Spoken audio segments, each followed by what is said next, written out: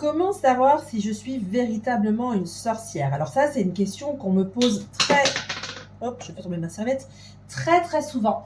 En fait, il n'y a pas d'élite, hein, il n'y a pas de clubs spéciaux, il n'y a pas d'élite, il n'y a pas besoin d'être né d'une maman ou d'un papa sorcier pour avoir des pouvoirs, etc. Non, en fait, l'énergie qu'on utilise en sorcellerie, on l'a toutes et tous en nous. La magie, elle fait partie de nous. Après, c'est un choix qu'on fait personnel, si est-ce qu'on va s'en servir ou pas. Mais si déjà tu te poses la question, c'est qu'il y a quelque chose qui te titille. Alors, je vais te donner un exemple pour que tu comprennes. Par exemple, il y a une grosse dispute. Et toi, tu rentres dans la pièce à ce moment-là. Il n'y a personne qui parle.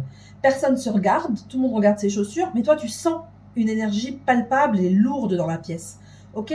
Bah ça, déjà, ces ressentis d'énergie, te montre qu'il y a une énergie qui existe, dont on ne parle pas vraiment, et qui est bien là, qui est palpable, et dont tu vas pouvoir te servir. C'est quelque chose que tu as en toi, quelque chose, tu ressens ces énergies qui sont autour de toi. Et c'est de ça qu'on va se servir pour créer de la magie. Quand tu entends parler de lune, de rituels, de sorts, de développement personnel, en fait, on utilise ces énergies qui sont autour de nous et qu'on ressent à travers certains canaux énergétiques de notre corps. C'est ça dont on va se servir pour créer de la sorcellerie. Donc si tu te poses la question, est-ce que j'ai un don de sorcellerie? Oui, on l'a tous. En fait, on l'a tous. Tout le monde l'a à l'intérieur de soi. Donc si tu veux en savoir plus sur ce sujet, n'hésite pas à t'abonner.